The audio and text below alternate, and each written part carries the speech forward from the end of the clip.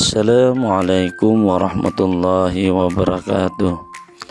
Teman, sahabat, serta saudaraku di mana saja berada, semoga selalu dalam rahmat serta kasih sayang Allah Subhanahu wa Ta'ala. Tidak ada kebaikan dan keberkatan dalam kehidupanmu jika engkau tidak berbakti kepada orang yang menyebabkan keberadaanmu di dalam kehidupan ini, yang telah terjaga saat malam karenamu, agar engkau menjadi manusia yang saleh. Allah Subhanahu wa Ta'ala menjadikan perbuatan durhaka terhadap kedua orang tua dan tidak berbakti kepada keduanya termasuk dalam dosa-dosa besar. Karena itulah orang yang berbuat durhaka terhadap kedua orang tuanya berhak mendapat laknatnya Allah Subhanahu wa Ta'ala. Rasulullah sallallahu alaihi wasallam bersabda, "La'anallahu sab'atan min fawqi sab'i samawatin wa raddada al-la'nata 'ala wahidin minhum thalathan wa la'ana kulla wahidin minhum thalathan wa la'ana kulla wahidin minhum la'natan takfihi wa dzakara man 'aqa walidayhi." Yang artinya Allah Subhanahu wa Ta'ala melaknat 7 golongan dari atas 7 lapis langit, kemudian mengulang-ulang laknat tersebut kepada salah seorang di antara mereka sebanyak 3 kali, dan melaknat setiap orang dari mereka sebanyak 3 kali, serta melaknat setiap orang dari mereka dengan laknatan yang cukup baginya. Dan Rasulullah sallallahu alaihi wasallam menyebutkan, orang-orang yang durhaka terhadap kedua orang tuanya termasuk salah satu golongan dari ke-7 golongan tersebut. Teman, sahabat, serta saudaraku di mana saja berada, semoga selalu dalam rahmat serta kasih sayangnya Allah Subhanahu wa Ta'ala. Berterima kasih kepada kedua orang tua juga merupakan bentuk syukur kepada Allah, sebagaimana firman-Nya, "Wa wassaynal insana biwalidayhi hamalathu ummuhu wahnan 'ala wahnin wa bisaluhu fi 'amaini anishkur li wa liwalidayka ilayyal masir." Yang artinya, dan kami wasiatkan kepada manusia untuk berbuat baik kepada kedua orang tua, ibu bapaknya. Ibunya telah mengandungnya dalam keadaan lemah yang bertambah-tambah dan menyapihnya dalam 2 tahun. Bersyukurlah kepadaku dan kepada kedua orang ibu bapakmu, hanya kepadakulah kembalimu. Surah Luqman ayat 14. Rasulullah sallallahu alaihi wasallam mengisahkan kepada kita tentang sebuah kisah sebagai contoh tauladan akan berkah berbuat baik terhadap kedua orang tua. Beliau bersabda, "Sebelum kamu ada 3 orang yang bersama-sama pergi melakukan suatu perjalanan. Kemudian mereka menemukan sebuah gua yang dapat dijadikan tempat peristirahatan, dan mereka pun memasukinya. Tiba-tiba bebatuan gunung tersebut longsor dan menutupi pintu gua itu.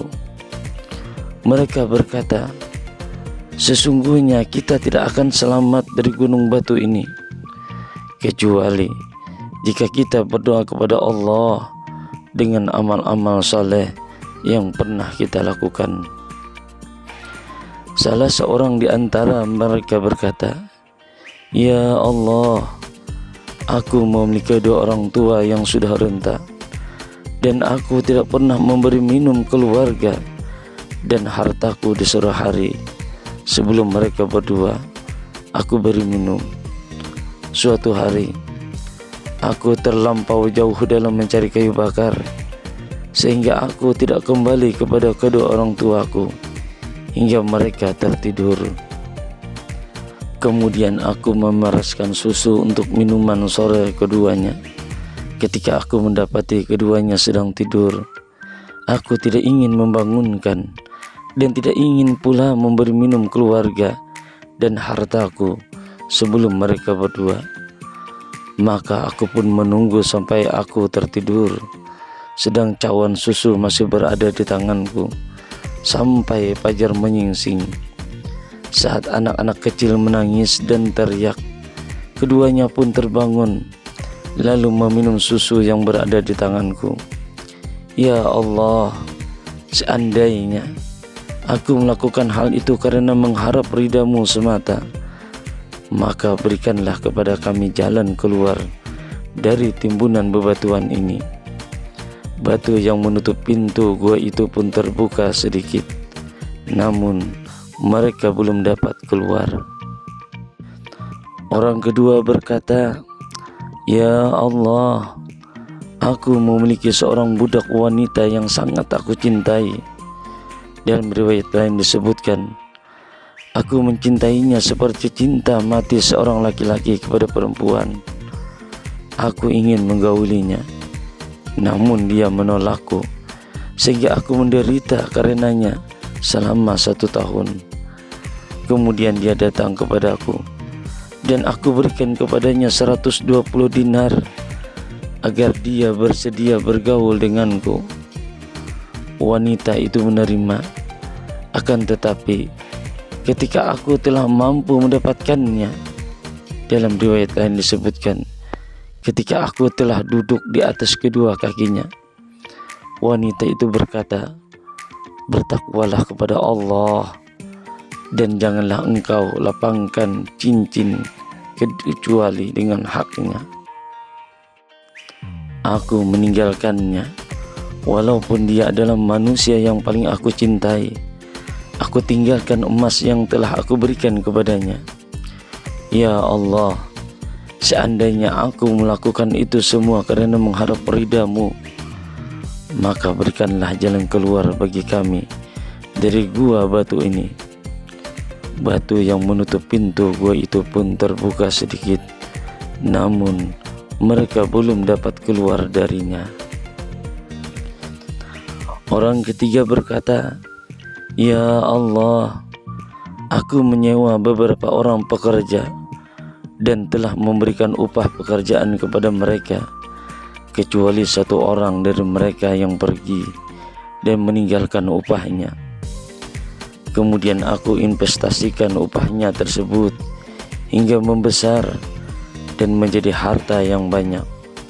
Setelah selang beberapa lama, ia datang kepadaku dan berkata, Wahai hamba Allah, berikanlah kepadaku upahku. Aku menjawab, semua yang kau lihat, baik itu onta, lembu, kambing, dan hamba saya, adalah hasil dari upahmu.